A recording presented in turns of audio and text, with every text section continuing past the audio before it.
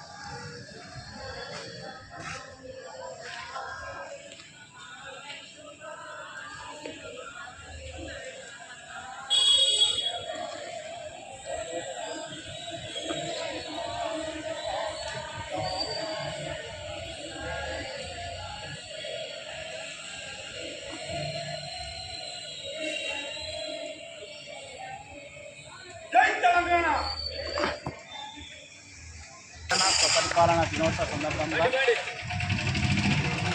మన ప్రియతమైన దేశ ఆదర్శాల మేరకు ఈరోజు జెండా వందనం జరిగింది।